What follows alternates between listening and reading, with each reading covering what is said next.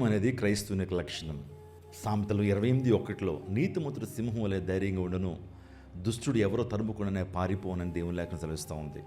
4వ శతాబ్దంలో క్రిసోస్టం అనేటువంటి గొప్ప వ్యక్తి, ఒక సంఘ నాయకుడు ఉన్నటువంటి వ్యక్తిని ఆ టైంలో రోమా చక్రవర్తి పట్టుకుని చెరసాల్లో వేసి తన్ని బయటికి తీసుకొచ్చి ఈ విధంగా అంటున్నాడు, నిన్ను ఈ రాజ్యం నుంచి బహిష్కరిస్తాం అని చెప్పినప్పుడు క్రిసోస్టం చెప్పిన మాట ఏంటి తెలుసా? నువ్వు అది చేయలేవు, నా ప్రభువుదే ఈ ప్రపంచం అంతా కూడా, నా ప్రభువే ఈ ప్రపంచాన్ని పరిపాలన చేస్తున్నారు, ఈ రాజ్య బహిష్కరణ నువ్వు చేయలేవు అన్నాడు. అయితే రాజు అన్నాడు, నీ ప్రాణాన్ని తీసేస్తానన్నాడు. అది నీ వల్ల సాధ్యపడదు, నా ప్రాణాన్ని నువ్వు తీయలేవు, ఎందుకంటే నా ప్రాణము నా ప్రభు దగ్గర భద్రపరచబడినది, నా ప్రాణము నా దేవుని దగ్గర ఉన్నదని చెప్పాడు. మూడోదిగా అంటాడు, నీ ఆస్తిని, నీ బంగారాన్ని, నీ వెండిని, సమస్తాన్ని కూడా నేను తీసుకుని నిన్ను ఒట్టివాడిగా చేస్తాను అన్నప్పుడు ఆయన చెప్పిన మాట ఏంటి తెలుసా?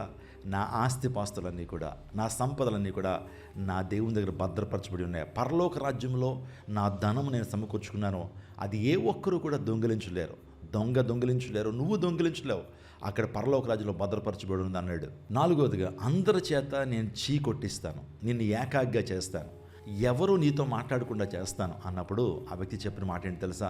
అది నీ వల్ల సాధ్యపడదు. క్రీస్తు ప్రేమ నుంచి నన్ను ఏది కూడా ఈ ప్రపంచంలో ఎడబాపదు.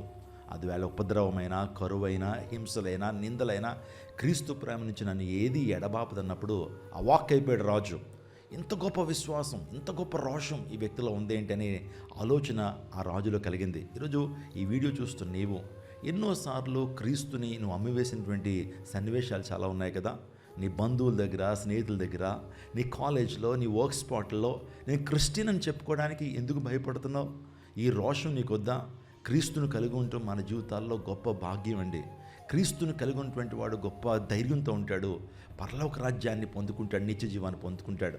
అందును బట్టి be proud to be Christian. నీ జీవితంలో క్రీస్తును కలిగి ఉన్నందుకు, క్రైస్తవ్యాన్ని అనుసరిస్తున్నందుకు నువ్వు గర్వంగా ఫీల్ అవ్వు.